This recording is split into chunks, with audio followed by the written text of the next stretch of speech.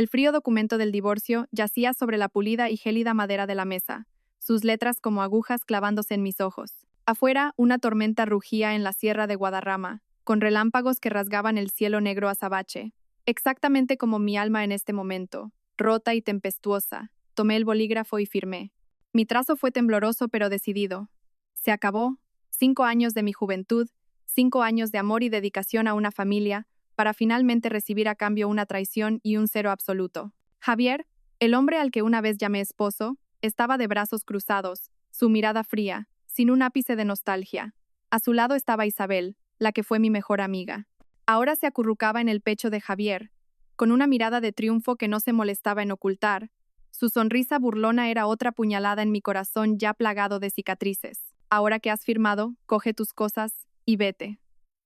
Esta casa ya no tiene sitio para una mujer estéril como tú. La voz despectiva de doña Carmen, mi suegra, resonó desde atrás. Siempre me había visto como una espina clavada, y en este momento, finalmente, la había arrancado con gran satisfacción. No dije una palabra. Me levanté en silencio.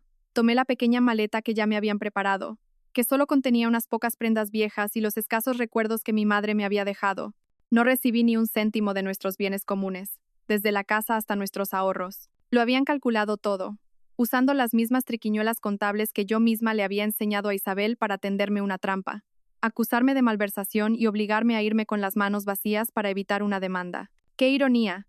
Yo, una contable experta, siendo derrotada por mi propia profesión.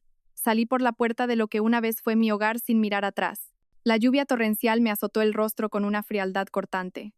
Las lágrimas se mezclaron con el agua salada de la lluvia. No sabía a dónde ir. Mis padres habían fallecido hacía mucho tiempo y no me quedaban parientes cercanos. Simplemente caminé, sin rumbo, y subí al último autobús del día que se dirigía hacia la sierra. Quería huir de esta ciudad sofocante. El viejo autobús me dejó en una cuesta desierta bien entrada la noche. La lluvia arreciaba y el viento soplaba en ráfagas que amenazaban con derribar mi frágil cuerpo. Temblaba de frío y de desesperación. Una luz mortecina a lo lejos no era suficiente para iluminar el camino. Comencé a subir la cuesta, esperando encontrar algún tejado bajo el que guarecerme. Un trueno retumbó en el cielo y un relámpago iluminó de repente un antiguo monasterio, oculto tras la densa arboleda en la ladera de la montaña. Como un náufrago que encuentra un madero, reuní mis últimas fuerzas y avancé hacia él. El portón de madera de roble, desgastado por el tiempo, estaba entreabierto. Lo empujé suavemente, y con un chirrido, se abrió lo suficiente para que pudiera pasar. Dentro, el silencio era casi sobrenatural, solo roto por el sonido de la lluvia sobre las tejas y el murmullo de una oración que provenía de la capilla principal. Entré en el patio y sentí como si hubiera entrado en otro mundo, completamente aislado de la tormenta exterior. Un anciano fraile con un hábito marrón salió de la capilla, pasando las cuentas de un rosario entre sus dedos. Al ver mi estado lamentable y empapado, no mostró sorpresa, simplemente juntó las manos e hizo una pequeña reverencia. La paz de Dios sea contigo, hija. ¿Necesitas un lugar donde pasar la noche y protegerte de la tormenta? Su voz era grave, cálida y amable, y el muro de contención que había intentado construir a mi alrededor se derrumbó de repente. Rompí a llorar desconsoladamente. Todo el dolor, la humillación y la pena acumulados durante tanto tiempo estallaron en sollozos. El viejo fraile se quedó en silencio, esperando pacientemente a que se me secaran las lágrimas. Cuando me hube calmado un poco, dijo con suavidad: la vida es un valle de lágrimas. Todos tenemos tramos difíciles que superar. La lluvia pasará y el sol volverá a brillar. Entra, por favor. Este lugar es humilde, pero hay espacio suficiente para que descanses esta noche. Apenas pude susurrar un gracias y le seguí a una pequeña celda de huéspedes. Me dio un sencillo hábito de lana limpio y una toalla seca. Después de cambiarme me sentí un poco más cálida. El fraile me trajo un tazón de caldo caliente. El calor del caldo se extendió por todo mi cuerpo, aliviando el frío de mi alma. Comí con gratitud. Era el primer gesto de amabilidad que recibía después de una racha de días oscuros. Esa noche, acostada en el sencillo catre de madera, escuchando el repiqueteo de la lluvia y el canto monótono de los salmos, tuve, por primera vez en mucho tiempo, un sueño tranquilo y sin pesadillas. A la mañana siguiente, cuando desperté, la lluvia había cesado. Los primeros rayos de sol se colaban por la rendija de la ventana, dibujando brillantes vetas de luz en el suelo de piedra. El aire de la montaña era increíblemente fresco y puro. Salí y respiré hondo, sintiendo como si estuviera limpiando el polvo del mundo terrenal. El prior del monasterio, cuyo nombre supe más tarde que era Fray Mateo, barría tranquilamente las últimas hojas caídas en el patio empedrado. Al verme, sonrió amablemente. «Ya te has levantado, hija. Espero que hayas descansado bien». Junté las manos e incliné la cabeza en señal de agradecimiento. «Gracias por su amparo, padre. No sé cómo podré agradecérselo». Fray Mateo hizo un gesto con la mano. «Las puertas de Dios siempre están abiertas para ayudar al prójimo. Es nuestro deber. Puedes quedarte aquí unos días para que tu alma encuentre la paz. Cuando sientas que tu corazón está tranquilo, podrás marcharte». Mientras le ayudaba torpemente a recoger las hojas en un cesto, la manga de mi blusa se deslizó accidentalmente, revelando una marca de nacimiento de color rojizo en forma de flor de lis en mi muñeca izquierda. Era mi seña de identidad desde que nací. Fray Mateo se detuvo de repente. Su mirada se fijó en mi marca de nacimiento, su rostro mostrando una mezcla de asombro y profunda reflexión. «Hija, ¿desde cuándo tienes esa marca?» Me sorprendió un poco su pregunta, pero respondí con sinceridad. «Desde que nací, padre. Mi madre decía que era mi sello personal». Fray Mateo asintió. Su mirada se volvió más profunda. No dijo nada más. Simplemente continuó con su trabajo en silencio. Esa tarde, el fraile entró discretamente en su estudio y cogió un viejo teléfono. Marcó un número que llevaba mucho tiempo guardado. El número de Ricardo, el mayordomo que don Alejandro le había dejado, con instrucciones de llamarle si alguna vez encontraba a alguien con el símbolo de la flor de lis. Durante el resto del día, noté que el fraile estaba más pensativo de lo habitual. No me atreví a preguntar, así que me dediqué a hacer pequeñas tareas en el monasterio, intentando encontrar la paz en cada gesto. Al atardecer, cuando el sol poniente teñía de color miel los arcos del claustro, Fray Mateo me llamó. Me ofreció una taza de tila caliente, su aroma puro llenando el aire. Sofía dijo, usando el nombre que le había dicho esa mañana. El destino a veces da giros inesperados. Lo que parece un final puede ser, en realidad, un nuevo comienzo. Antes de que pudiera comprender del todo el significado de sus palabras, el rugido de motores de coche ascendiendo por la montaña rompió el silencio del lugar. Poco después, una caravana de lujosos coches negros se detuvo frente a la puerta del monasterio. Las puertas se abrieron y decenas de hombres con trajes negros y gafas de sol descendieron, con un aire serio y profesional. Formaron dos filas desde la entrada hasta el patio principal, creando un pasillo de imponente solemnidad. Me asusté, sin entender qué estaba pasando. ¿Quiénes eran estas personas? ¿Por qué venían a este monasterio aislado? Instintivamente, retrocedí y me puse detrás de Fray Mateo, buscando su protección. Del coche principal descendió un hombre de mediana edad, con el pelo canoso y vestido con un traje impecablemente cortado. Tenía el aire de ser el mayordomo de una familia noble. Se acercó y se inclinó respetuosamente ante Fray Mateo. «Reverendo padre, soy Ricardo, el mayordomo de don Alejandro. He venido siguiendo sus instrucciones». Fray Mateo asintió y me miró. «La persona que ha estado buscando durante tanto tiempo quizás ya está aquí». El mayordomo Ricardo se volvió hacia mí. Su mirada se posó rápidamente en la flor de lis de mi muñeca, y entonces se inclinó con una reverencia impecable. «Señorita Sofía, nuestro señor don Alejandro desea verla. Dice que este encuentro cambiará su vida por completo. Por favor, acompáñenos». Mi cabeza daba vueltas. ¿Don Alejandro? ¿Quién era? ¿Por qué quería verme? Todo sucedía demasiado rápido, tan abruptamente que no podía procesarlo. Miré a Fray Mateo con ojos suplicantes. Él simplemente puso una mano en mi hombro, un gesto de consuelo sin palabras. «Ve, hija. Este es tu destino. No puedes escapar de él. Recuerda mantener siempre un corazón puro y una voluntad firme. Superarás cualquier desafío». Sus palabras me infundieron un poco de valor. Aunque no sabía lo que me esperaba, sabía que quedarme aquí para siempre no era una opción. Mi vida ya había tocado fondo. ¿Podía ir a peor? Respiré hondo y asentí al mayordomo Ricardo. Iré. El lujoso coche se deslizó en silencio, sacándome de la tranquila montaña y llevándome de vuelta a la bulliciosa ciudad de la que acababa de intentar huir. Me senté en el asiento trasero, junto a Ricardo. No hablaba mucho, manteniendo siempre una actitud respetuosa y formal. Miraba por la ventana, con la mente llena de preguntas sin respuesta. ¿Quién era yo para que una figura aparentemente tan poderosa enviara a sus hombres a recogerme de una manera tan solemne? El coche se detuvo frente a un palacete de estilo clásico, escondido en un vasto y tranquilo jardín en el corazón de Madrid. El lujo y el poder emanaban de cada detalle. Ricardo me abrió la puerta personalmente y me guió al interior.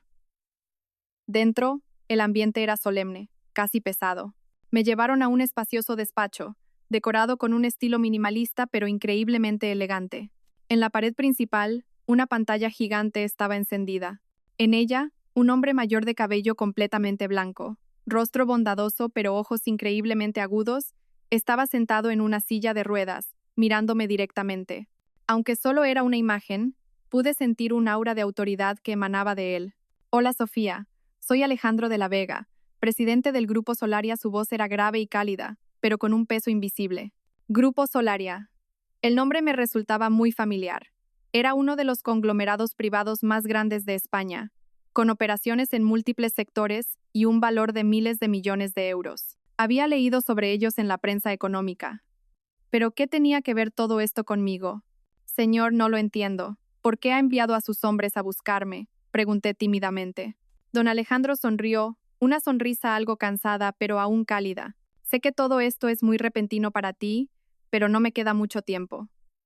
Te he estado buscando durante muchos años, pequeña con la marca de la flor de lis. Me contó una historia. Mi madre, a quien yo solo sabía que había muerto en un accidente laboral cuando yo era muy pequeña, fue en realidad la persona que le salvó la vida en un incendio en una de sus fábricas años atrás. Antes de morir, le pidió que, si alguna vez el destino los reunía, ayudara a su hija, la que tenía la marca de una flor de lis. Don Alejandro estaba en deuda con mi madre, y después de años de búsqueda infructuosa, finalmente recibió noticias de su viejo amigo, Fray Mateo. No tengo hijos. Todo lo que he construido en mi vida no puedo dejarlo en manos de lobos con piel de cordero. Te he estado observando desde la distancia durante un tiempo, a través de la información que mis hombres han recopilado. Eres inteligente, resiliente y, lo más importante, tienes un corazón noble. Eres la persona en la que tanto yo como tu madre confiamos. Hizo una pausa y luego dijo una frase que puso mi mundo patas arriba. He decidido que tú, Sofía, serás mi única heredera y tomarás el control de todo el grupo Solaria. Me tambaleé. El aire en la habitación pareció espesarse. ¿La heredera de un imperio multimillonario? Era más increíble que un sueño. Yo, una contable recién divorciada y sin un céntimo, convertida de la noche a la mañana, en la cabeza de un imperio empresarial. Señor, esto es inimaginable. No puedo, no tengo experiencia, no tengo la capacidad. Tartamudeé, rechazando la oferta. La experiencia se aprende, la capacidad se entrena. Lo que necesito de ti es tu carácter. Confío en mi elección, dijo don Alejandro con firmeza. Justo en ese momento la puerta del despacho se abrió. Entraron un hombre y una mujer. La mujer, de mi edad, tenía un rostro hermoso pero frío, con una mirada afilada como un cuchillo. El hombre, un poco mayor, tenía un aspecto elegante, pero sus ojos ocultaban un cálculo profundo. Ricardo los presentó. Señorita Sofía, le presento a la señorita Elena, nuestra directora de operaciones, y al señor Marcos, vicepresidente del grupo. Elena me miró de arriba abajo con una mirada inquisitiva, sin ocultar su escepticismo. En cuanto a Marcos, esbozó una sonrisa que parecía amistosa, pero sentí una frialdad artificial detrás de ella. Presidente, ¿está seguro? ¿Entregar todo el grupo a una completa extraña? Me temo que, empezó a decir Elena, con voz clara pero desafiante. Marcos continuó, con un tono más suave pero más insidioso. Señor presidente, entendemos sus nobles intenciones, pero Solaria es el trabajo de toda una vida de un gran equipo. Una decisión tan trascendental quizás debería considerarse con más detenimiento. Don Alejandro en la pantalla tosió ligeramente. Su mirada se volvió severa. Mi decisión es inamovible. A partir de hoy, la señorita Sofía es mi heredera designada. Elena, Marcos, su responsabilidad es ayudarla a familiarizarse con el trabajo. Mañana por la mañana, en la reunión del Consejo de Administración, Sofía será presentada oficialmente. Dicho esto, la pantalla se apagó, sumiendo la habitación en un tenso silencio. Podía sentir claramente la hostilidad de los otros dos. Elena me miraba con recelo, y aunque Marcos mantenía la sonrisa, sus ojos brillaron con un destello peligroso. Sabía que el camino que tenía por delante no sería nada fácil. Me habían arrojado a una guerra para la que no estaba preparada, un mundo de poder, dinero e intrigas que no podía ni empezar a imaginar. A la mañana siguiente, me llevaron a la sede central del Grupo Solaria, un imponente rascacielos de cristal en el corazón de la ciudad. Vestida con un traje sastre que Ricardo había preparado para mí, me sentí como si llevara una armadura, intentando ocultar la ansiedad e inseguridad que sentía por dentro. La sala de juntas estaba en el último piso, con una vista panorámica de toda la ciudad. Ante la larga y lujosa mesa de madera, ya estaban presentes casi todos los miembros, rostros poderosos del mundo empresarial. Cuando entré con Elena y Marcos, todas las miradas se volvieron hacia mí, llenas de curiosidad, escrutinio e incluso desdén. Marcos, como vicepresidente, se levantó para presentarme de manera formal. Damas y caballeros, les presento a la señorita Sofía. Por orden del presidente de La Vega, a partir de hoy, la señorita Sofía se unirá al Consejo de Administración como su heredera designada.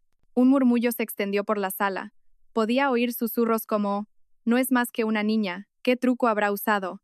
Respiré hondo, tratando de mantener la espalda recta. No podía dejar que me vieran débil. La reunión comenzó. Se presentaron una serie de informes y proyectos. Me senté en silencio, escuchando y observando. Aunque no entendía completamente las complejas operaciones del grupo, con mi sólida base en contabilidad, podía captar las cifras. Cuando Marcos presentó el informe financiero del último trimestre, sentí que algo no cuadraba. Los números parecían perfectos, con un crecimiento de beneficios excepcional, pero mi instinto de contable experimentada me decía que había algo fraudulento. Los gastos en un par de nuevos proyectos en polígonos industriales del sur eran anormalmente altos, mientras que los resultados se describían de forma muy vaga. Si me permiten, tengo una pregunta, dije de repente, interrumpiendo la presentación de Marcos. La sala quedó en silencio. Todos se giraron para mirarme con sorpresa. Elena, sentada a mi lado, también frunció el ceño. Probablemente no esperaba que me atreviera a hablar. Marcos se detuvo. Su sonrisa se tensó ligeramente. Adelante, señorita Sofía. Pasé a la página del informe en cuestión y señalé las cifras. Señor vicepresidente, en la partida de gastos para el proyecto del polígono industrial de Málaga, ¿por qué los costes de materiales y transporte son un 30% más altos que el presupuesto inicial, mientras que el progreso del proyecto está por detrás de lo previsto? Además, los proveedores que figuran aquí son todas empresas de nueva creación, con poca reputación. ¿Podemos garantizar la calidad y la transparencia de estos contratos? Mi pregunta fue directa, aguda y sin rodeos. El ambiente en la sala se tensó. Claramente, Marcos no había previsto esta situación. Titubeó unos segundos antes de recuperar la compostura. Gracias por su pregunta, señorita Sofía. Este es un tema muy técnico. Quizás, como es nueva, no está familiarizada con los detalles. Estos proyectos tienen características especiales y los costes imprevistos son inevitables. Todo ha sido revisado minuciosamente por el departamento financiero. Intentó usar su experiencia y su posición para encubrirlo, insinuando al mismo tiempo que yo era una extraña que no entendía del tema. Pero no retrocedí. Puede que no entienda de construcción, pero sí entiendo de números. Una discrepancia de varias decenas de millones de euros no puede calificarse simplemente como costes imprevistos. Solicito ver todos los expedientes de licitación y los contratos originales de estos proveedores para aclarar este asunto. Mis palabras cayeron como un jarro de agua fría sobre Marcos y sus aliados. Varios miembros del consejo que se habían mantenido neutrales comenzaron a mirarlo con sospecha. Puede que no confiaran en mí, pero sí confiaban en la lógica de las cifras. Elena, que hasta ahora había permanecido en silencio observando, habló de repente, su voz fría como el hielo. La propuesta de la señorita Sofía me parece muy razonable. La transparencia financiera es vital para la supervivencia del grupo. Solicitaré al Departamento de Contabilidad que prepare toda la documentación para que la señorita Sofía la revise. El inesperado apoyo de Elena dejó a Marcos sin palabras. Ya no pudo oponerse y tuvo que asentir a regañadientes. La reunión terminó en una atmósfera pesada. Sabía que acababa de encender una mecha, convirtiéndome en una molestia para Marcos y su facción. Pero también sabía que era la única manera de afianzarme en este lugar. No podía ser una marioneta que ellos manejaran. Tenía que demostrar mi valía con mis propias capacidades. Al salir de la sala, me crucé con la mirada de Elena. En sus ojos fríos vi algo diferente. Ya no era un desdén absoluto, sino una reevaluación compleja. Unos días después de la reunión del consejo, el grupo organizó una gran fiesta de gala para celebrar la firma de un importante contrato con un socio extranjero. En mi nueva posición, no podía faltar. Ricardo me había preparado un vestido de noche de color verde esmeralda, de diseño sencillo pero elegante, que me ayudó a disimular mi timidez y a proyectar una imagen más segura. La fiesta se celebró en uno de los hoteles de 5 estrellas más lujosos de Madrid. Luces de cristal deslumbrantes, música suave, gente con atuendos espectaculares. Todo creaba un mundo de opulencia que nunca antes me había atrevido a soñar. Me sentía un poco fuera de lugar, pero intentaba mantener una sonrisa cortés mientras seguía a Elena y Marcos para saludar a los invitados importantes. Y entonces, en medio de aquel brillante salón, los vi. A Javier, mi exmarido, del brazo de Isabel, mi antigua amiga. Junto a ellos estaba doña Carmen, mi exsuegra. También estaban allí. El mundo es un pañuelo, o más bien, la alta sociedad de esta ciudad es muy pequeña. Javier llevaba un traje de marca, con un aspecto mucho más pulcro que antes. Isabel lucía un vestido rojo intenso que realzaba sus curvas, con un deslumbrante collar de diamantes. Doña Carmen no se quedaba atrás, con un vestido de seda y joyas por doquier, su rostro altivo. Nuestras miradas se cruzaron. Vi una sorpresa absoluta en sus ojos, que rápidamente se transformó en desprecio y burla. No podían creer que la mujer a la que acababan de echar de casa, hacía unas semanas pudiera aparecer en un lugar tan lujoso. Doña Carmen fue la primera en no poder contenerse. Se acercó a mí con su hijo y su futura nuera, alzando deliberadamente la voz para que todos a su alrededor pudieran oírla. Vaya, vaya, ¿no es esta mi exnuera? La mujer estéril a la que echamos de casa. ¿Cómo has conseguido colarte aquí? Seguro que trabajando de camarera o pegada a algún viejo rico, ¿verdad? Sus palabras venenosas hicieron que algunos curiosos se giraran a mirar. Mi cara ardía, pero me dije a mí misma que no podía derrumbarme. Ya no era la Sofía de antes. Sonreí suavemente, una sonrisa extrañamente serena. Buenas noches, doña Carmen. ¿Cuánto tiempo? Espero que se encuentre bien. He venido como invitada del grupo Solaria. Doña Carmen se quedó atónita ante mi actitud. Javier e Isabel tampoco pudieron ocultar su asombro. Isabel intervino, con una voz dulce pero llena de espinas. Sofía, ¿qué dices? ¿Por qué el grupo Solaria invitaría a una simple contable como tú? ¿O es que conoces a alguien importante ahí dentro? Enfatizó deliberadamente las palabras conoces a alguien, insinuando que había usado medios poco honorables para llegar hasta allí. Miré directamente a los ojos de Isabel, esos ojos que una vez fueron tan queridos y que ahora solo reflejaban extrañeza. Gracias por tu interés. No creo que deba darte explicaciones sobre mis asuntos. En lugar de eso, deberíais estar preparando vuestra boda, ¿no? Os deseo toda la felicidad. Dicho esto, me di la vuelta para marcharme, sin querer más enredos con ellos, pero Javier me agarró del brazo. Sofía, no te hagas la digna. Sé perfectamente qué tipo de persona eres. ¿Crees que te puede ir bien después de dejarme? Gracias por tu preocupación, dije. Soltándome de su agarre, mi voz se volvió varios tonos más fría. Me va muy bien. Mucho mejor que cuando vivía en esa casa. Mi calma y firmeza los dejaron a los tres estupefactos. Estaban acostumbrados a una Sofía sumisa y sufrida, no a la mujer segura y mordaz que tenían delante. Justo en ese momento, Marcos apareció de la nada y me rodeó los hombros con un brazo en un gesto de falsa familiaridad. Sofía, ¿qué haces aquí sola? Nuestros socios quieren conocerte. Luego se volvió hacia la familia de Javier y dijo con una sonrisa. Disculpen, la señorita Sofía es una de nuestras nuevas altas directivas, una persona de la máxima confianza del propio presidente de La Vega. Seguro que ha habido algún malentendido. La presentación de Marcos fue como un mazazo para ellos tres. Doña Carmen se quedó boquiabierta, su rostro pasando del blanco al verde. Isabel palideció y se quedó sin palabras. Y Javier me miraba con una expresión de incredulidad total. Sabía que Marcos no lo hacía para ayudarme, sino para mostrar su poder y advertir a cualquiera que se atreviera a causar problemas en su fiesta.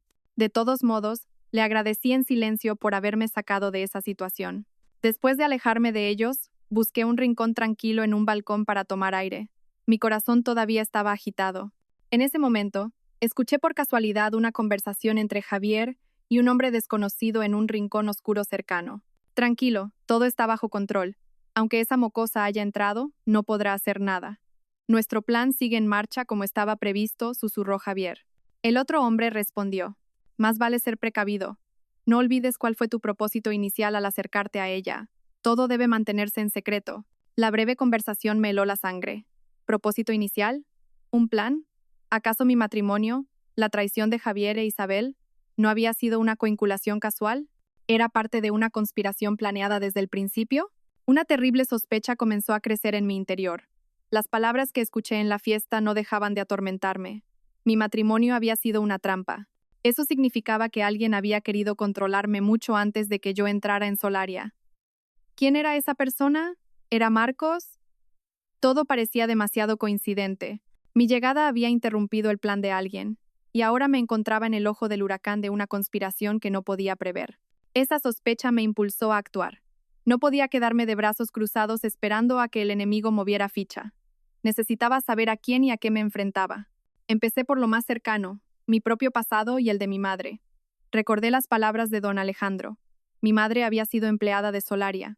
¿Era posible que su muerte tuviera alguna conexión oculta con los secretos de este grupo? Decidí ir a ver a Elena. Aunque seguía manteniendo una actitud fría y escéptica, después de lo ocurrido en la sala de juntas, sentí que era la única persona en la dirección en la que podía confiar temporalmente por su profesionalismo, sino por su imparcialidad. Fui al despacho de Elena, llamé a la puerta y entré. Quiero ver los archivos de personal antiguos del grupo. De hace unos 20 años fui directa al grano. Elena levantó la vista de la pantalla de su ordenador. Sus ojos afilados me escrutaron. ¿Qué buscas en esos viejos documentos? Quiero encontrar el expediente de mi madre. Ella trabajó aquí, respondí con calma. Elena guardó silencio por un momento, como si estuviera sopesando la situación. Finalmente, levantó el teléfono interno. A Recursos Humanos, traigan todos los archivos del periodo 1995 a 2005 a mi despacho. Inmediatamente. Aunque no entendía mi propósito, quizás porque la orden de don Alejandro era apoyarme, Elena no se negó. Poco después, trajeron varias cajas de documentos viejos y polvorientos. Elena los señaló y dijo secamente: «Esto es todo lo que conservamos. Puedes revisarlos aquí». Le di las gracias y me puse a trabajar. Pasé página tras página de expedientes amarillentos por el tiempo. El olor a papel viejo me inundó. Después de casi una hora de búsqueda, finalmente lo encontré. Un expediente delgado con el nombre de mi madre en el exterior, Laura García. Mi corazón se aceleró. Lo abrí con cuidado. Dentro había información básica: fecha de contratación, puesto de trabajo como contable en una fábrica textil perteneciente al grupo. Y entonces vi la última hoja. Una notificación de accidente laboral. El contenido era extremadamente escueto. Solo decía que mi madre había sufrido un accidente durante un turno de noche debido a un cortocircuito que provocó un incendio en el almacén de telas y que no había sobrevivido. La fecha del accidente era exactamente de hacía 20 años. No había un informe de investigación detallado ni una conclusión final sobre la causa del incidente. Todo se había cerrado de forma rápida y oscura. ¿Un simple cortocircuito? ¿Por qué el expediente era tan escaso? Una fuerte sospecha se apoderó de mí. La muerte de mi madre no había sido tan simple como lo que estaba escrito en ese papel. Me quedé sentada en el despacho de Elena, con la mente en un torbellino. Mientras intentaba ordenar mis pensamientos, llegó un nuevo correo electrónico a mi ordenador. El asunto estaba en blanco, y el remitente era una dirección extraña con caracteres sin sentido. Dudé un momento, pero lo abrí. El contenido era una sola línea de texto.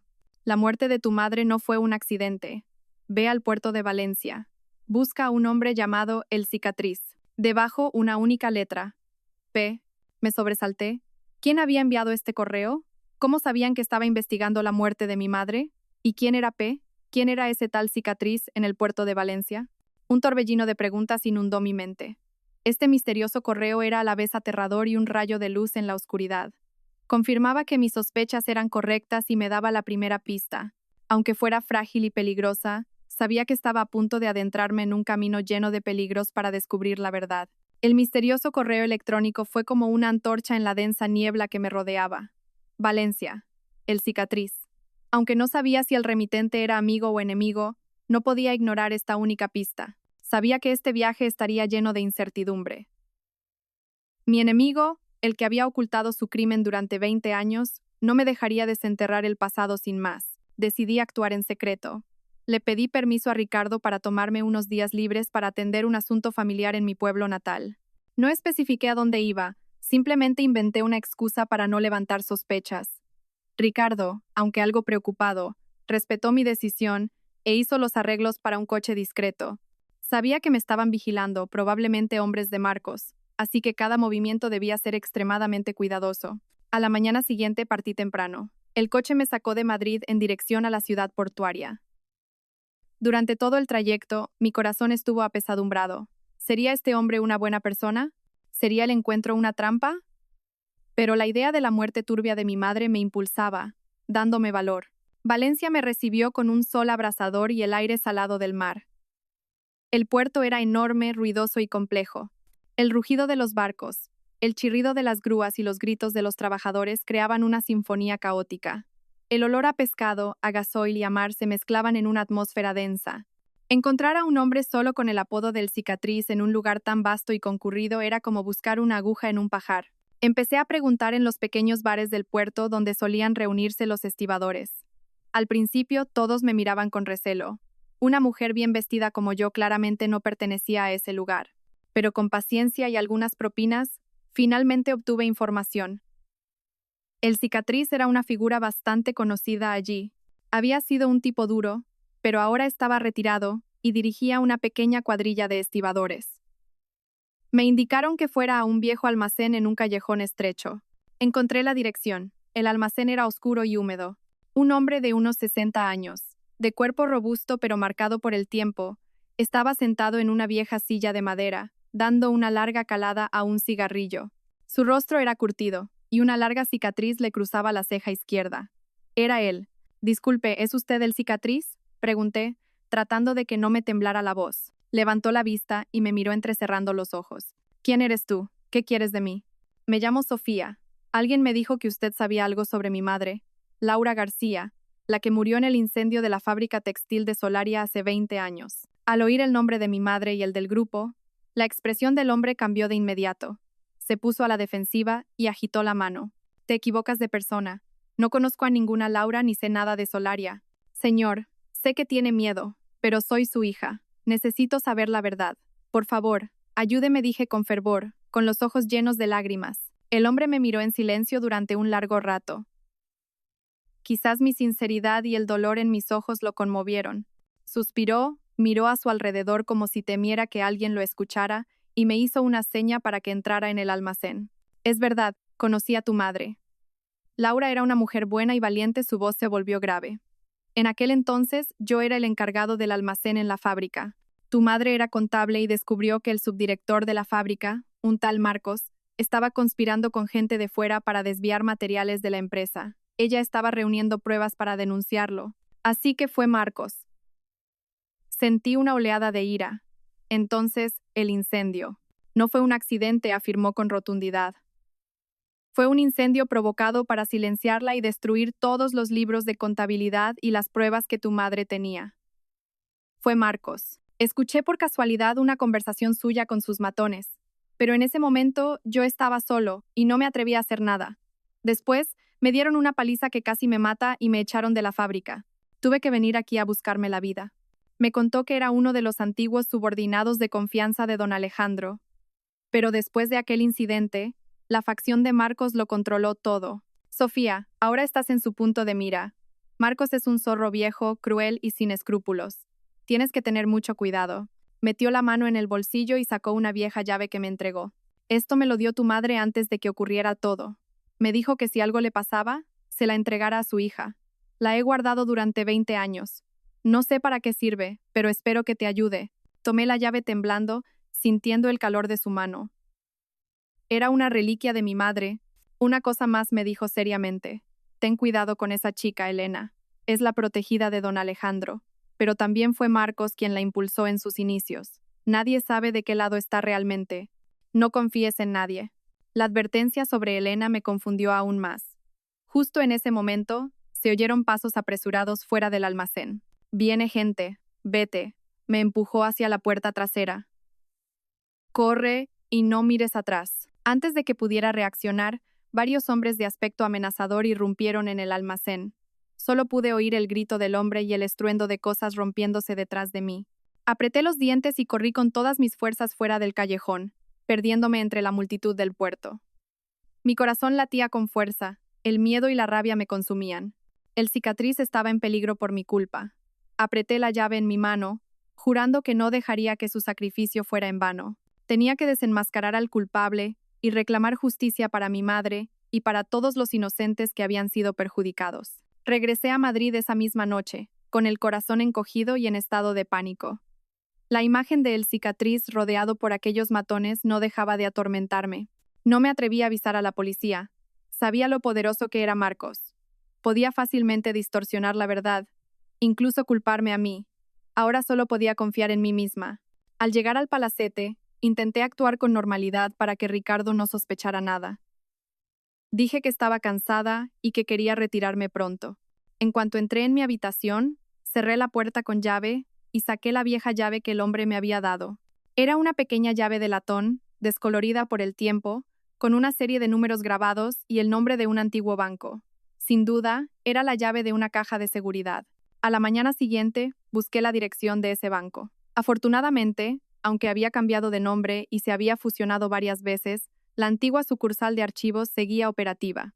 Después de presentar mi identificación y pasar por un complicado proceso de verificación, finalmente me llevaron a la bóveda de seguridad. El empleado usó 2 llaves, la mía y la del banco, para abrir la caja de metal que había permanecido intacta durante 20 años. Mi corazón latía con fuerza cuando se abrió la tapa. Dentro no había dinero ni joyas, solo un cuaderno de cuero marrón desgastado y algunas fotos mías de cuando era niña. Tomé el cuaderno temblando. Era la letra de mi madre. Cada línea, cada palabra familiar que apenas recordaba de las pocas cartas que enviaba a mis abuelos cuando yo era pequeña. Abracé el cuaderno. Las lágrimas corrían sin cesar. Era el legado más precioso que mi madre me había dejado. Salí rápidamente del banco, busqué una cafetería tranquila y empecé a pasar las páginas. No era un diario de sentimientos, sino un meticuloso libro de contabilidad. Mi madre había usado sus propios códigos y abreviaturas para registrar transacciones sospechosas, facturas falsas y flujos de dinero turbios.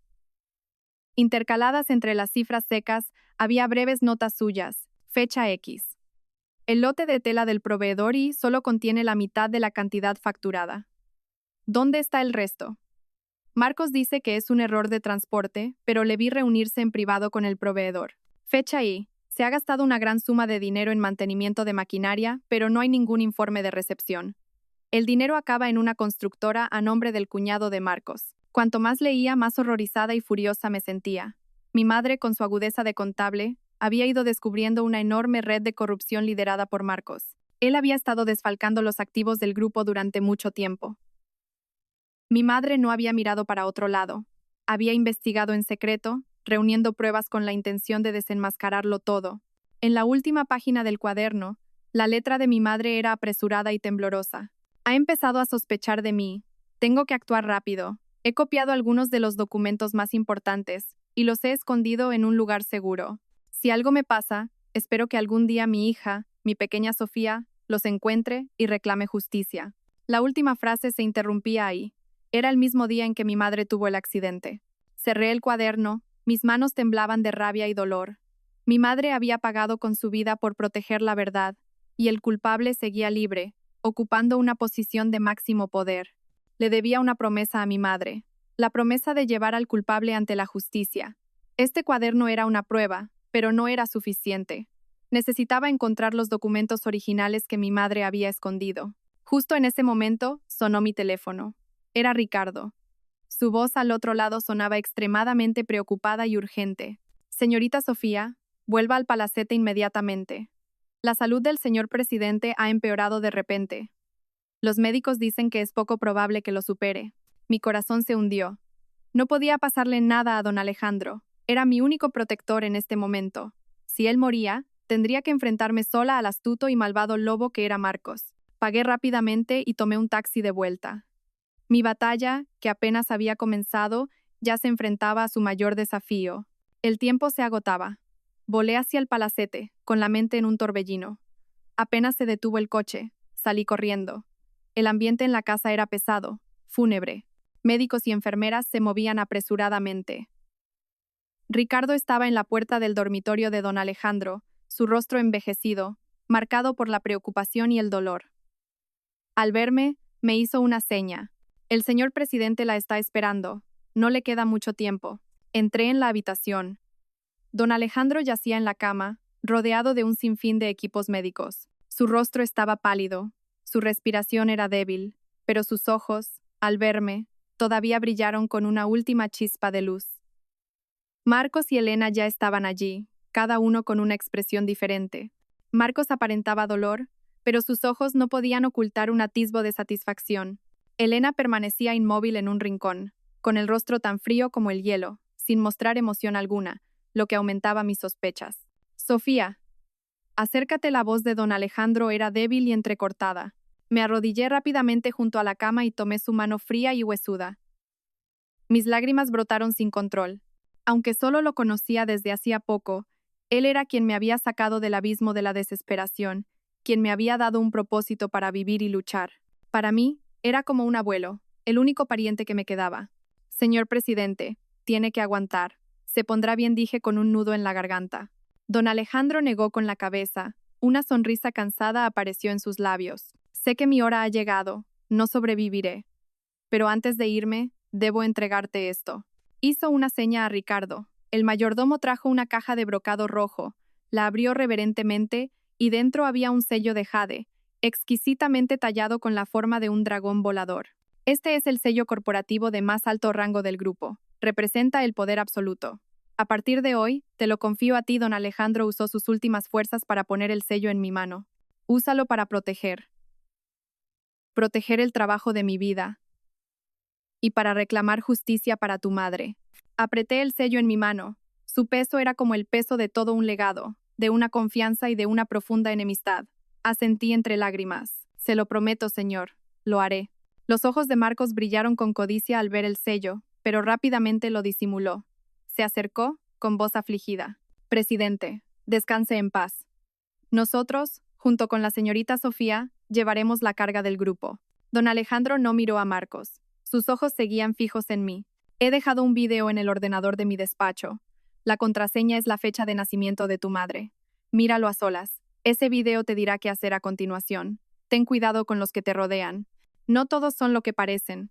Al decir esto, su respiración se volvió agitada. Su mirada se perdió en la distancia y lentamente sus ojos se cerraron. La mano que sostenía la mía cayó sin fuerzas. El monitor cardíaco emitió un pitido largo y monótono. Don Alejandro de la Vega había fallecido. Caí junto a la cama, llorando en silencio.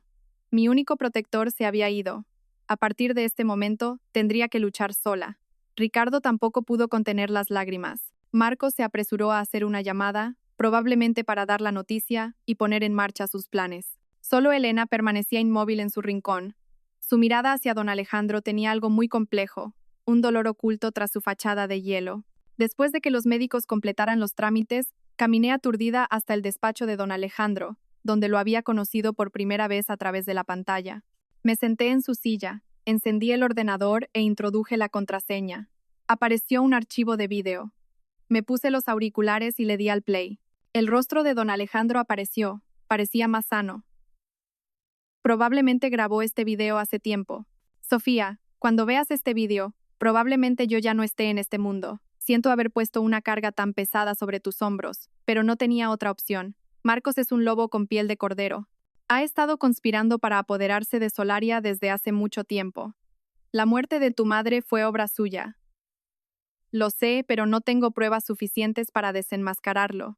Ha colocado a sus hombres por todo el grupo, cubriendo sus huellas de forma muy sofisticada. Te entrego el sello, y con él, toda mi esperanza. Él no se detendrá ante nada para arrebatártelo. Ten mucho cuidado. Sospecho que entre mis personas más cercanas hay un topo suyo. Incluso Elena, aunque es mi protegida de mayor confianza, tiene relaciones complejas y a veces actúa de forma extraña. No puedo estar completamente seguro de ella. Debes juzgar por ti misma, descubrir quién es amigo y quién es enemigo. La última pista que puedo darte se encuentra en el lugar donde comenzó el crimen, la antigua fábrica textil. Tu madre escondió allí las pruebas más importantes. Busca el antiguo archivo de documentos. Ha estado sellado desde el incendio. Quizás la respuesta que buscas está allí dentro. Sé fuerte, Sofía. Confío en que lo lograrás. El video terminó. Mi corazón estaba apesadumbrado. La advertencia de don Alejandro sobre Elena coincidía con la de El Cicatriz. Mis dudas crecieron. Pero no era momento para derrumbarse, tenía que actuar. Tenía que ir a la antigua fábrica textil y encontrar esa sala de archivos sellada. El funeral de don Alejandro se celebró de manera solemne pero discreta.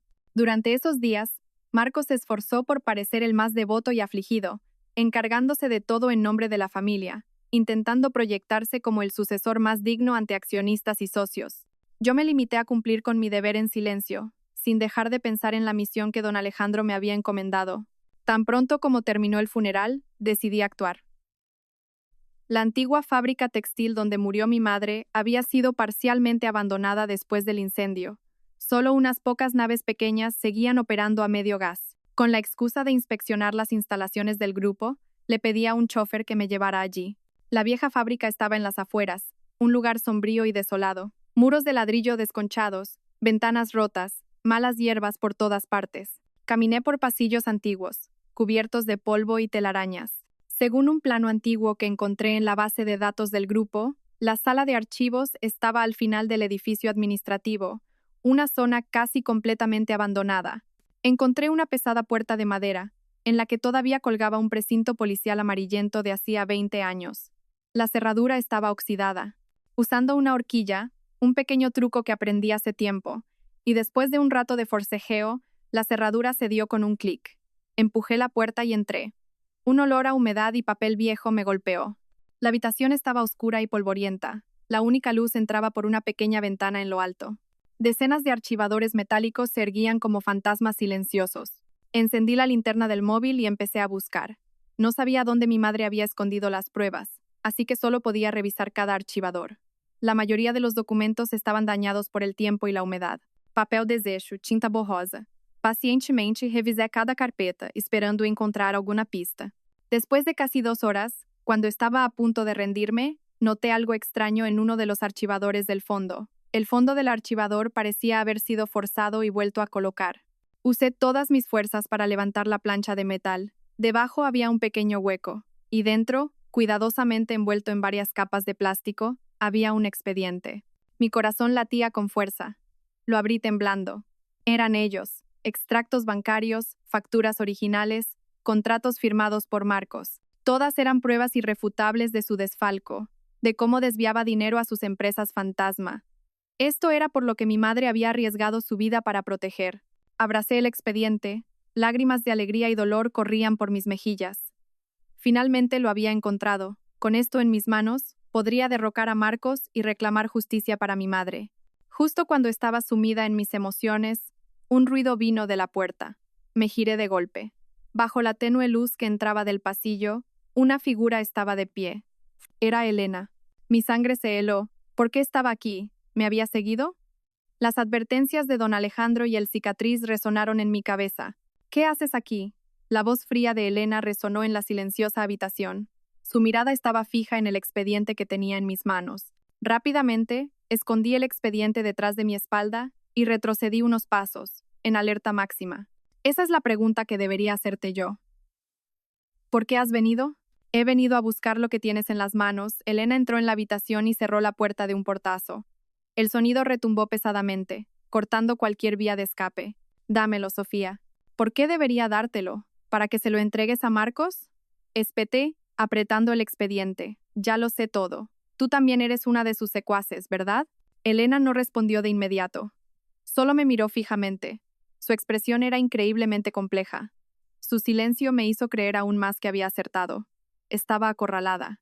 En esta vieja y cerrada sala de archivos, comenzaba un tenso enfrentamiento entre dos mujeres.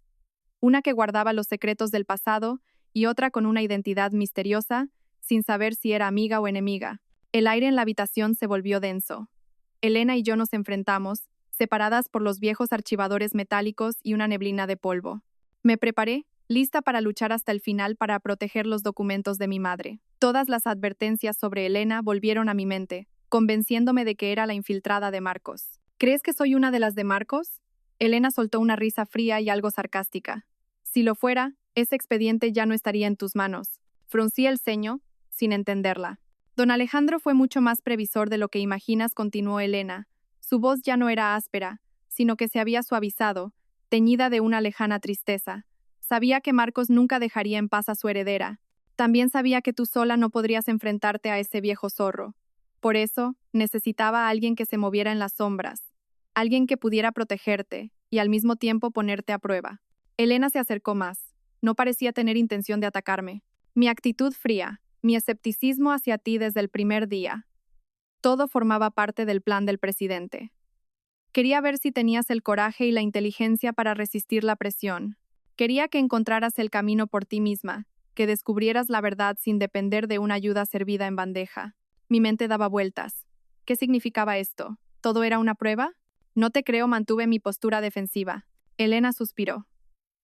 Sacó de su bolsillo una estilográfica de oro. el tipo de pluma que había visto usar a don Alejandro. Giró suavemente la parte trasera y una pequeña ranura se abrió, revelando un rollo de papel oculto en su interior. Me lo entregó. Esta es una carta que el presidente me dejó. Me indicó que solo podía dártela cuando llegaras hasta aquí y encontraras estas pruebas. Temblorosa, desenrollé el pequeño papel. La caligrafía de don Alejandro apareció, familiar y autoritaria. Elena, si lees estas líneas, significa que Sofía no ha defraudado mis expectativas. Ha demostrado su valía. A partir de ahora, tu misión ya no es ponerla a prueba, sino protegerla y colaborar. Entrégale todo lo que has reunido. Vosotras dos sois mi última esperanza para proteger Solaria. Confiad la una en la otra. El muro defensivo que había construido se derrumbó. Las lágrimas volvieron a brotar, pero esta vez eran lágrimas de alivio, de comprensión y de gratitud. No había estado sola. Don Alejandro, hasta su último aliento, había arreglado todo para protegerme. ¿Por qué? ¿Por qué no me lo dijisteis antes? Pregunté con un nudo en la garganta. Porque era la única manera de que el enemigo no sospechara, respondió Elena, su voz ahora más suave. Marcos siempre pensó que tú y yo éramos rivales. Nunca habría imaginado que estábamos en el mismo bando. Mi actitud de recelo hacia ti, incluso poniéndote las cosas difíciles, era para engañarlo, para que bajara la guardia. Mientras tanto, yo podía investigar en secreto y reunir más pruebas de sus crímenes recientes. Dicho esto, Elena sacó una memoria USB de su bolso. Aquí están todas las pruebas de sus proyectos fantasma, sus operaciones de blanqueo de dinero y sobornos durante el último año. Me costó mucho reunirlo todo. Las pruebas de tu madre son la raíz del mal. Las mías son las ramas frondosas que él ha cultivado. Combinando ambas, tendremos la fuerza suficiente para talar ese árbol venenoso por completo. Miré a Elena, la mujer de la que siempre había desconfiado, que ahora era mi aliada más firme. Todos los malentendidos se habían disipado. Ya no éramos dos individuos solitarios, sino una alianza, con un objetivo común y un enemigo común. Gracias, Elena, dije con sinceridad, y lo siento por haber dudado de ti. Elena simplemente negó con la cabeza. No hay nada que agradecer ni por lo que disculparse. Esta es la misión que el presidente nos encomendó a ambas. Ahora, lo que tenemos que hacer es trazar un plan detallado para contraatacar. Salimos juntas de la desolada fábrica, pero un fuego de esperanza ardía en nuestros corazones. La oscuridad parecía retroceder, y la luz de la justicia comenzaba a brillar al final del camino. De vuelta de la fábrica textil, mi relación con Elena cambió por completo. Ya no nos mirábamos con recelo, sino con la confianza y la comprensión de quienes comparten el mismo frente de batalla. Decidimos usar el propio despacho de Elena en la sede de Solaria como nuestro cuartel general. Era el lugar más seguro, ya que Marcos nunca sospecharía que sus dos rivales estaban colaborando en secreto justo debajo de sus narices. Extendimos todas las pruebas sobre la mesa. Por un lado, el expediente amarillento de mi madre, que registraba crímenes de hacía 20 años. Por otro, la memoria USB de Elena, con datos sobre las actividades ilegales recientes de Marcos. Los dos conjuntos de pruebas encajaban a la perfección, dibujando un panorama completo de un demonio codicioso que había estado carcomiendo Solaria durante mucho tiempo. Su método no ha cambiado en absoluto, observé después de revisar los datos de Elena. Siguen siendo las empresas fantasma, los contratos falsos, los proveedores inexistentes, solo que ahora la escala es mayor y las tácticas mucho más sofisticadas. Exacto, asintió Elena. Ha construido toda una red de cómplices dentro y fuera del grupo. Muchos puestos clave están ocupados por su gente. Por eso don Alejandro no podía actuar directamente. Un movimiento en falso y habría borrado todas las huellas al instante. Nos sentamos a analizar cada eslabón de la red de Marcos. Y entonces, al llegar a una carpeta llamada Informante, me quedé helada. Elena abrió un archivo que registraba transacciones financieras. Un nombre familiar saltó a la vista. Javier, mi exmarido. Según los documentos que Elena había recopilado, Javier había estado recibiendo pagos mensuales regulares de una de las empresas pantalla de Marcos durante el último año, comenzando exactamente en el momento en que me conoció y empezó a cortejarme. Me quedé sin palabras. Sentía como si una losa me aplastara el pecho. Elena me miró con compasión. Lo siento, Sofía. Sé que esto es muy difícil de aceptar, pero la verdad es que tu exmarido, tu matrimonio, todo formaba parte del plan de Marcos. Elena me explicó más. Marcos sabía desde hacía tiempo la relación entre mi madre y don Alejandro. Siempre temió que un día don Alejandro encontrara a la hija de su salvadora y le entregara el imperio. Así que se adelantó. Hizo que investigaran y me encontraran, a mí, una simple contable. Luego infiltró a Javier para que se acercara a mí, montando una obra de teatro de amor perfecto. Su objetivo era controlarme a través de ese matrimonio. Si yo seguía siendo una esposa normal, me dejaría en paz. Pero si algún día don Alejandro me encontraba, usaría a Javier y a su familia para coaccionarme, manipularme y convertirme en su marioneta. La traición de Javier e Isabel, el acoso de doña Carmen. Todo estaba en el guión de Marcos. Quería llevarte al límite, hacer que te derrumbaras y perdieras toda voluntad de luchar, pero no contaba con que esa misma desesperación te llevaría al monasterio de la sierra y te permitiría conocer al presidente. Después de escuchar todo, solo sentí un vacío aterrador. El amor, la familia, la felicidad que había construido durante 5 años resultaron ser una farsa elaborada. No solo me habían traicionado, sino que me habían utilizado de la manera más cruel. El dolor que sentía ya no era autocompasión, sino que se había transformado en un odio ardiente. Lo entiendo, dije, secándome las lágrimas, mi voz se volvió fría y firme. Me lo quitó todo. Ahora es el momento de que yo recupere lo que es mío y lo que le pertenecía a mi madre. El odio se convirtió en mi mayor motivación. Elena y yo no perdimos ni un minuto más. Trazamos un detallado plan de contraataque. No atacaríamos de golpe, sino que iríamos estrechando el cerco lentamente, cortando uno a uno los tentáculos de Marcos para que no tuviera tiempo de reaccionar.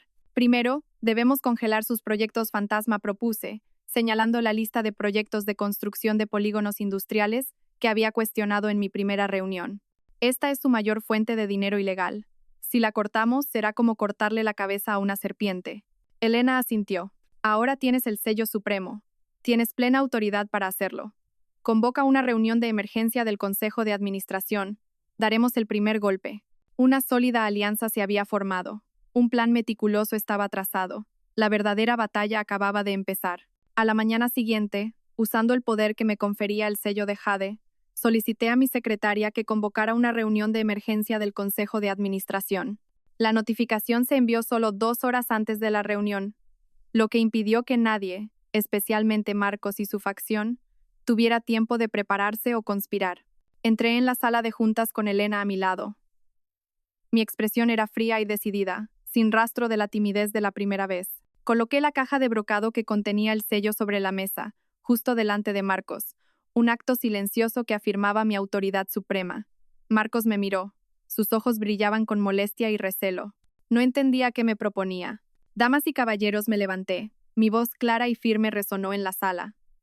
He convocado esta reunión de emergencia por un asunto que concierne a la supervivencia y la reputación de nuestro grupo. Tras el fallecimiento del presidente de La Vega, nuestra responsabilidad es asegurar que Solaria opere con la máxima transparencia y eficiencia, tal como era su deseo. Hice una pausa, recorriendo con la mirada a los miembros del consejo. Durante los últimos días, he revisado varios de los grandes proyectos de inversión del grupo, especialmente los de construcción de infraestructuras en los polígonos industriales del sur. He encontrado numerosas irregularidades en los informes de gastos y en el progreso de las obras, lo que supone un riesgo financiero extremadamente alto para nuestro grupo. Presenté las pruebas concretas que Elena y yo habíamos preparado, las cifras elocuentes de gastos inflados, los contratistas fantasma, los contratos con valores absurdamente abultados. No señalé directamente a Marcos, pero todas las flechas apuntaban hacia él, ya que era el máximo responsable de esos proyectos. Por estas razones concluí con rotundidad. En mi calidad de persona designada por el presidente de La Vega, anuncio oficialmente mi decisión de congelar temporalmente todos los proyectos en curso en el polígono industrial de Málaga y áreas adyacentes. Se establecerá un comité de auditoría independiente, supervisado directamente por mí y por la directora de operaciones, la señorita Elena, para revisar todos los contratos y flujos de dinero relacionados con estos proyectos. La decisión entra en vigor de inmediato. Dicho esto, saqué el sello y lo estampé con fuerza sobre el documento de la decisión que ya tenía preparado. El sonido seco del sello resonó en el silencio mortal de la sala. Fue un verdadero terremoto. Marcos estaba atónito. Su rostro palideció y luego se enrojeció de ira. Su facción estalló en caos. «No tiene derecho a hacer eso», gritó un director financiero, hombre de confianza de Marcos, poniéndose en pie de un salto. «Es una decisión autoritaria que no ha sido aprobada por el Consejo». Lo miré directamente, con una mirada gelida. «Tengo el sello del presidente. Eso significa que tengo plena autoridad. Además, Hago esto para proteger los activos del grupo y de todos los accionistas aquí presentes. ¿O acaso prefieren seguir invirtiendo dinero en proyectos poco claros con riesgo de perder cientos de millones de euros? Mi argumento golpeó la psicología de los miembros neutrales. Puede que no les cayera bien, pero mucho menos querían perder su dinero. Elena intervino de inmediato para apoyarme. Estoy completamente de acuerdo con la decisión de la señorita Sofía. Como directora de operaciones, confirmo que los riesgos operativos son reales. Una auditoría exhaustiva es necesaria para garantizar el desarrollo sostenible de Solaria. Marcos, sabiendo que estaba en una posición comprometida, no podía oponerse públicamente a una auditoría. Hacerlo sería como admitir su culpabilidad. Intentó mantener la calma y forzó una sonrisa. La señorita Sofía es muy precavida. Estoy de acuerdo en que la prudencia es necesaria. Cooperaremos plenamente con el comité de auditoría. La reunión terminó con una victoria absoluta para Elena y para mí. El primer contraataque había sido un éxito rotundo. El flujo de dinero ilegal de Marcos había sido bloqueado. Era como una bestia acorralada. Al salir de la sala, vi a Marcos mirándome con una expresión de odio mortal. Sabía que no se quedaría de brazos cruzados. Se avecinaba una tormenta aún mayor. Los días posteriores a la reunión, la atmósfera en el grupo se volvió extremadamente tensa. El comité de auditoría, liderado por Elena y por mí, trabajó sin descanso, revisando cada expediente, rastreando cada transferencia. Cuanto más profundizábamos, más irregularidades de Marcos y su facción descubríamos. Muchos de sus secuaces comenzaron a entrar en pánico. Marcos, por el contrario, se mantuvo extrañamente silencioso. Seguía viniendo a trabajar todos los días, sin inmutarse, como si no pasara nada. Pero tanto Elena como yo sabíamos que ese silencio era el preludio de una tormenta. Tenemos que tener más cuidado, me dijo Elena una noche, mientras nos quedábamos hasta tarde en la oficina revisando documentos. Que esté tan callado significa que está tramando algo terrible. Las palabras de Elena fueron proféticas. Esa noche, después de salir de la empresa, Elena no volvió a casa. A la mañana siguiente, no la vi en el trabajo. Las llamadas a su teléfono iban directamente al buzón de voz. Un mal presentimiento comenzó a invadirme. Envié a alguien a su casa, donde me confirmaron que no había vuelto desde la noche anterior. Mi corazón se encogió. Justo en ese momento, recibí una llamada de un número desconocido. Contesté. Una voz de hombre, deliberadamente distorsionada, sonó al otro lado de la línea, fría y amenazante. Sofía, ¿estás buscando a tu amiguita? Mi corazón se hundió. ¿Quiénes sois? ¿Dónde está Elena? Está conmigo. Todavía está de una pieza. El hombre rió de forma espeluznante. Pero que siga así o no, depende de ti. ¿Qué quieres? Intenté mantener la calma, aunque mi corazón latía desbocado. Muy lista. Quiero dos cosas. Primero, el sello supremo de Solaria. Segundo, una declaración firmada por ti, renunciando a todos tus derechos de herencia. Trae ambas cosas, tú sola, a la antigua fábrica textil en las afueras, inmediatamente. Y ni se te ocurra llamar a la policía, o lo único que recibirás será el cadáver de Elena. ¿Entendido? La antigua fábrica textil. Supe al instante quién estaba detrás de todo. Solo podía ser Marcos. Había pasado a la acción con un golpe cruel, atacando mi punto más débil en ese momento. La amistad y la confianza que tenía en Elena. De acuerdo, respondí entre dientes. Asegúrate de que esté a salvo. Iré ahora mismo. La línea se cortó. Me quedé paralizada en medio de mi despacho, con el cuerpo tembloroso. Miedo, rabia, preocupación. Todas las emociones me abrumaron a la vez. Marcos me había acorralado. Quería recuperarlo todo de un solo golpe, pero no podía dejar que se saliera con la suya. No podía perder a Elena, mi única compañera. Respiré hondo tratando de calmarme. No podía ir allí a ciegas. Necesitaba un plan. Miré el sello de jade y una hoja de papel en blanco sobre la mesa, y mi mente comenzó a trazar un arriesgado plan de contraataque. Sabía que el enfrentamiento a vida o muerte que se avecinaba lo decidiría todo, no solo mi destino y el de Elena, sino también el futuro de Solaria y la justicia por la muerte de mi madre. El miedo recorría mi espalda, pero sabía que no podía rendirme. Llamar a la policía no era una opción. Marcos era un viejo zorro y seguramente lo habría previsto, tendiéndome una trampa. Solo podía salvarnos nosotras mismas. Miré a mi alrededor en la oficina, buscando un rayo de esperanza. Mi vista se detuvo en el teléfono. Recordé el misterioso correo de P. Esa persona me había ayudado una vez. Quizás no tenía forma de contactarlo directamente, pero podía intentar dejar una pista. Rápidamente redacté un nuevo correo electrónico desde mi cuenta de trabajo, dirigido a la misma dirección extraña que me había contactado. Asunto. Última transacción. Contenido. El loto se marchita en la vieja fábrica. 15, 0 hora. Era un mensaje codificado, esperando que la persona misteriosa fuera lo suficientemente inteligente como para entenderlo. Loto era yo, se marchita significaba peligro. La vieja fábrica era el lugar. Y las 15, 0 hora era la hora a la que planeaba llegar, dándome un poco de tiempo para prepararme. A continuación, preparé lo que Marcos había pedido. Cogí otra caja de brocado, idéntica a la que contenía el sello real, y metí dentro un pisapapeles con una forma similar. El sello real lo escondí en un compartimento secreto de mi bolso. También redacté una renuncia a la herencia, pero no la firmé. Necesitaba ganar tiempo. Finalmente, saqué la pequeña grabadora en forma de estilográfica que Elena me había dado para mi protección. La encendí y la oculté en la solapa de mi chaqueta. Todo estaba listo. Conduje yo misma hacia la antigua fábrica textil, hacia el enfrentamiento final. La fábrica apareció ante mí, desolada y lúgubre bajo la débil luz de la tarde. Entré. El aire era frío y denso, cargado de peligro. Siguiendo las instrucciones, me dirigí a la antigua nave de tintado. La escena en el interior me rompió el corazón. Elena estaba atada a una silla de hierro en el centro de la nave, con la boca tapada con cinta adhesiva, el pelo revuelto y algunos moratones en la cara. A su alrededor, 4 hombres de aspecto rudo. Y de pie, con una sonrisa triunfante, estaba Marcos. A su lado, otra figura familiar me dejó atónita. Javier. Bienvenida, Sofía. Llegas justo a tiempo, aplaudió Marcos con sarcasmo. ¿Ves? Ya te lo dije. La amistad es un arma muy poderosa. Suelta la espeté, apretando mi bolso. Por supuesto. Después de que consiga lo que quiero, Marcos extendió la mano. El sello y la renuncia. ¿Dónde están? Coloqué la caja de brocado falsa y el papel sobre un bidón cercano. Lo que quieres está aquí. Suelta primero a Elena. Marcos se burló e hizo una seña a uno de sus secuaces para que lo comprobara. El hombre abrió la caja y asintió a Marcos. Marcos cogió el papel y, al ver que no estaba firmado, frunció el ceño. Fírmalo. Firmaré cuando vea a Elena a salvo, insistí. Mi resistencia pareció impacientar a Marcos. Se acercó, me agarró del pelo y tiró de mi cabeza hacia atrás. ¿Crees que estás en posición de negociar conmigo? ¿Sabes que tu madre también se arrodilló aquí mismo, suplicándome que le perdonara la vida? Pero no le di la oportunidad. Se atrevió a interponerse en mi camino, así que tenía que morir.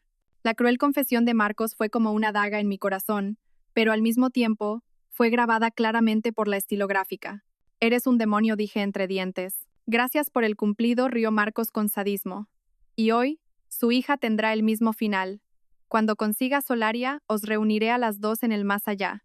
Miré a Javier, el hombre que una vez fue mi esposo, que ahora permanecía en silencio como una estatua.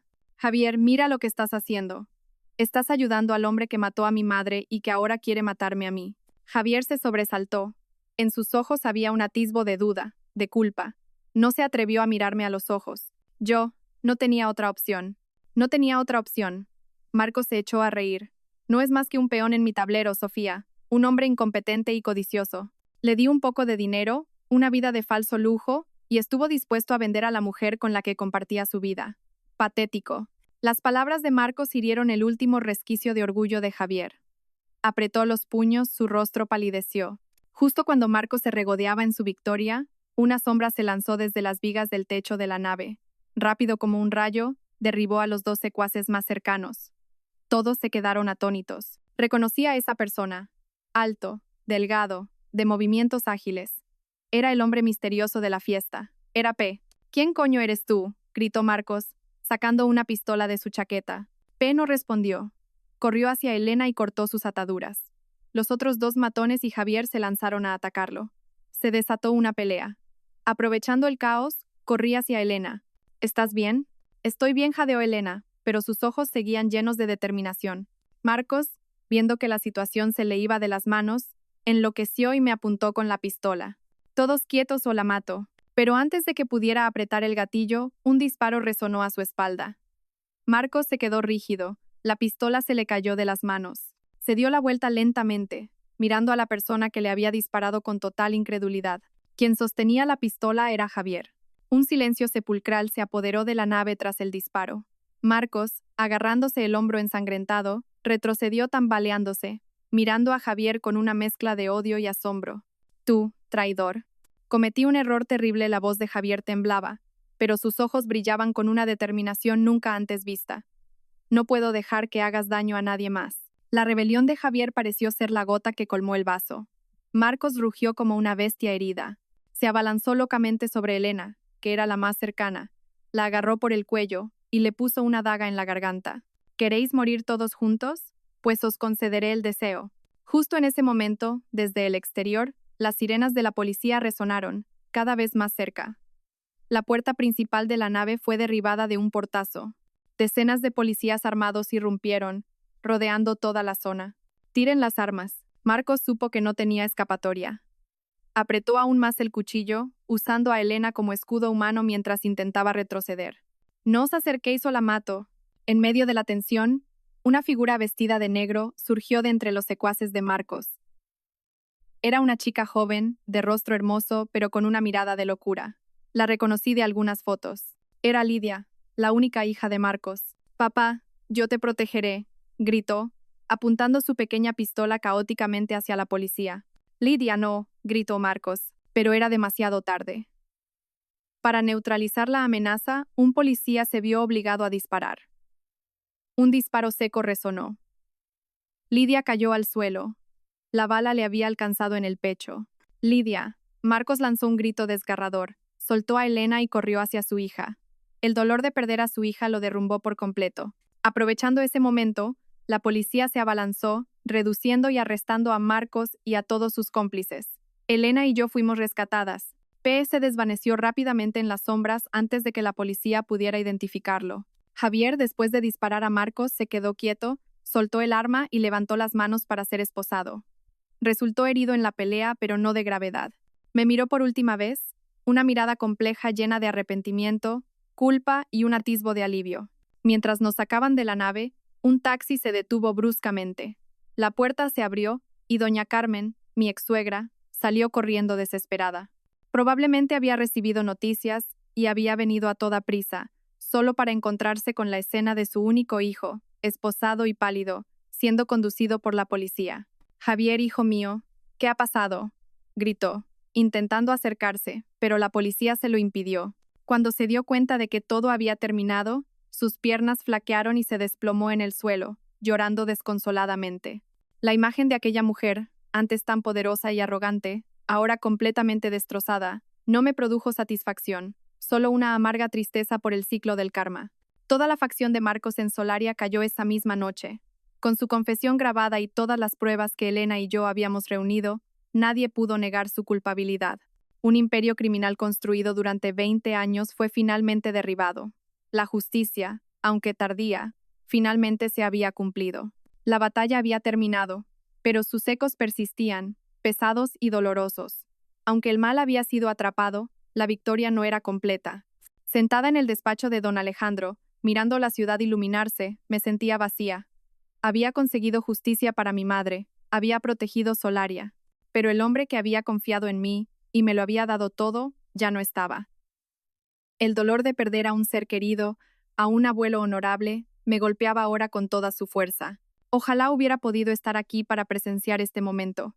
Ojalá pudiera haberle dado las gracias como es debido. Elena entró y puso una mano reconfortante en mi hombro. Su rostro también reflejaba cansancio y tristeza. Habíamos pasado juntas por una situación de vida o muerte, y ahora compartíamos esta pérdida. «Tenemos que organizar el funeral del presidente», dijo con la voz ronca. «Se merece irse en paz». El funeral de don Alejandro se celebró unos días después. Aunque vivía recluido, su reputación en el mundo de los negocios era inmensa. Mucha gente vino a darle su último adiós. Elena y yo, vestidas de luto, recibimos a los invitados. Al mirar su retrato, con su sonrisa amable, mi corazón se encogió. Me prometí a mí misma que no defraudaría el trabajo de su vida. Entre la multitud de asistentes, vi a una mujer de mediana edad, de aspecto elegante pero con el rostro demacrado. Vestía de negro y se mantenía en un rincón apartado. Ricardo se acercó y me susurró al oído. «Es la señora Hahn, la esposa de Marcos». Después de la ceremonia, la señora Hahn buscó la manera de hablar conmigo en privado. Ya no tenía el aire altivo de la esposa de un vicepresidente, sino una expresión de súplica y desesperación. Señorita Sofía, se lo ruego, me tomó de la mano, con los ojos enrojecidos. Sé que mi marido ha cometido crímenes terribles. Merece ser castigado. Pero, mi hija, mi Lidia, ella era inocente. Hizo todo eso porque amaba demasiado a su padre. Por favor, hable con la policía. Pídales que sean indulgentes con el resto de mi familia. Devolveremos todo lo que no nos pertenece. Miré a la mujer que lloraba frente a mí. Vi el dolor de una esposa y una madre. Pero entonces, la imagen de mi madre en aquel incendio, la de El Cicatriz siendo golpeado, la de Elena secuestrada, y la de don Alejandro exhalando su último aliento, volvieron a mi mente. El perdón no podía ser tan fácil. Señora, dije, soltando suavemente su mano, mi voz era tranquila pero firme. La ley juzgará todo con imparcialidad. Quien sea culpable, deberá pagar. Es el precio de sus malas acciones. No puedo interferir, lo siento. Dicho esto, me di la vuelta, dejando a la señora Harn paralizada en su desesperación.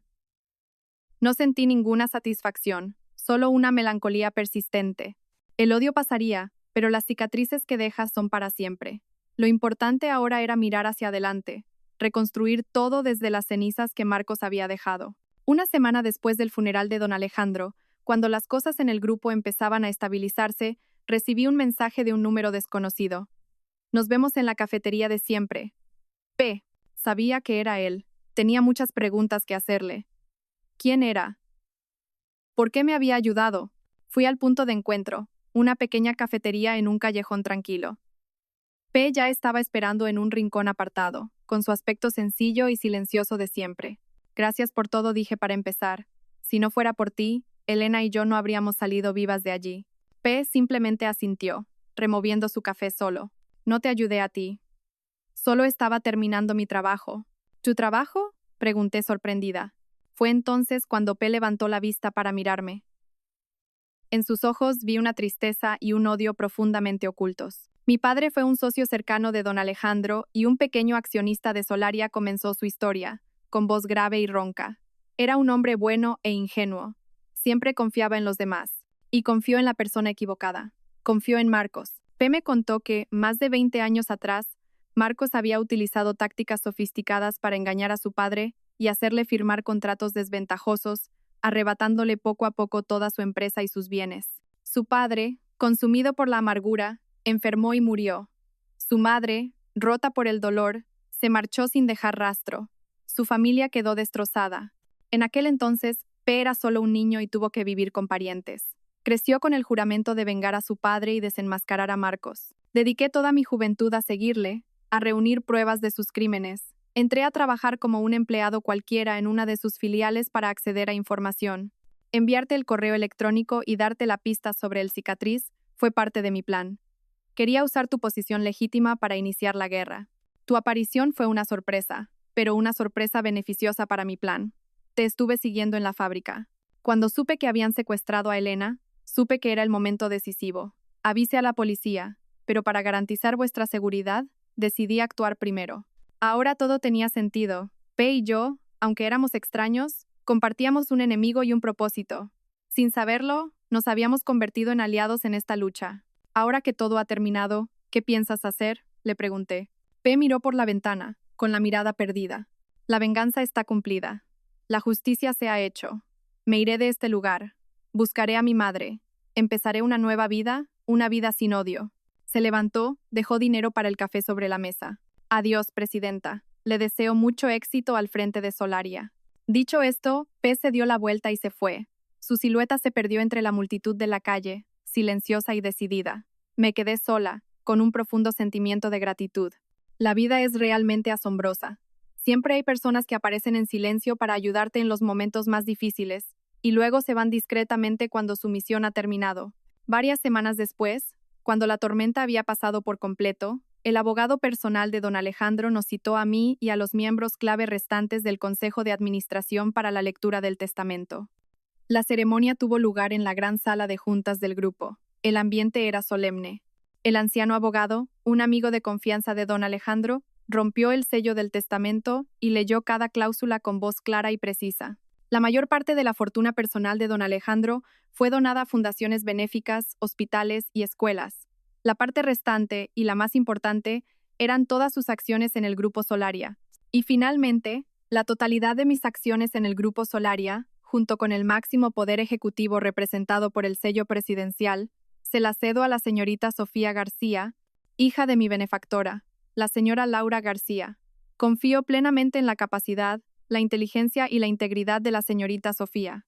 Creo que será una líder digna que llevará a Solaria a nuevas alturas, convirtiéndola en una empresa no solo económicamente fuerte, sino también beneficiosa para la sociedad. Aunque ya lo sabía, escuchar esas palabras leídas oficialmente me conmovió profundamente. La fe que don Alejandro había depositado en mí era inmensa. Miré el sello presidencial, que reposaba solemnemente sobre la mesa, y sentí el peso de la responsabilidad sobre mis hombros. Tras la lectura del testamento, nadie pudo dudar de mi posición. Yo, Sofía García, me convertí oficialmente en la presidenta del Grupo Solaria. Mi primer día en el nuevo cargo, me senté en el despacho de don Alejandro. La habitación ahora era mía. Volví a mirar el expediente de mi madre, su cuaderno de notas y las pruebas por las que había pagado con su vida. No solo eran pruebas de los crímenes de Marcos, sino también un legado de integridad que mi madre me había dejado. Siempre me recordarían que debía seguir el camino recto, sin ceder nunca ante el mal. Tomé el sello en mis manos, sintiendo la frialdad del jade. El futuro de un imperio multimillonario estaba ahora en mis manos. Habría muchas dificultades y desafíos por delante. Tendría que limpiar los restos que Marcos había dejado, reconstruir la confianza de los empleados, socios y accionistas. Pero ya no tenía miedo. A mi lado tenía a Elena, y a los que habían sido leales a don Alejandro. Y lo más importante, tenía la confianza de mi predecesor y el legado de mi madre como guía. Un año después, el sol de la mañana brillaba a través de la ventana de la oficina presidencial, iluminando las macetas de lirios que se erguían orgullosos. De pie, contemplaba el ajetreado tráfico de abajo, con una sensación de paz en mi corazón. El último año había sido un camino lleno de desafíos, pero también inolvidable.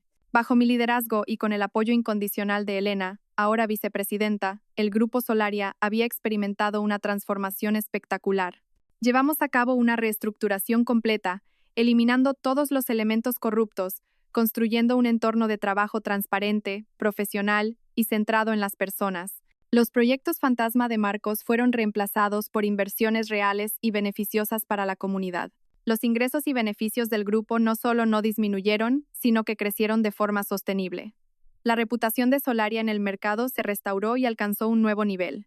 Elena entró y me dejó una taza de té caliente sobre la mesa. El informe trimestral es excelente. Todos los accionistas están muy satisfechos. Sonreí. Es el resultado del trabajo de todos, especialmente el tuyo. Nos miramos, con una comprensión y confianza absolutas en nuestros ojos. De ser dos mujeres extrañas, incluso recelosas la una de la otra, nos habíamos convertido en un dúo inseparable, navegando juntas en el barco de Solaria a través de la tormenta. De vez en cuando, me llegaban noticias de los antiguos conocidos. Marcos y sus cómplices recibieron sentencias justas por sus crímenes. Javier, gracias a su arrepentimiento y a su colaboración, obtuvo una reducción de la pena. Oí que en prisión había cambiado mucho, dedicándose en silencio a trabajar. Doña Carmen, tras el shock, envejeció de golpe, vendió la vieja casa y se retiró a una vida tranquila en el campo. En cuanto a Isabel, después de que todo saliera a la luz, desapareció de la ciudad. Nadie supo a dónde fue. El ciclo del karma es verdaderamente justo. Quien siembra vientos, cosecha tempestades. Me acerqué a una maceta de lirios, admirando las flores blancas que se alzaban puras e impecables desde el barro. Inconscientemente me toqué la marca de nacimiento en forma de flor de lis de mi muñeca. De ser una mujer hundida en la más profunda desesperación, ahora había encontrado mi propio valor, mi fuerza interior para mantenerme firme y brillar. No había defraudado la confianza de don Alejandro. Había conseguido justicia para mi madre. La flor de lis, después de todo, finalmente había florecido en todo su esplendor, anunciando un nuevo amanecer, no solo para Solaria, sino para mi propia vida.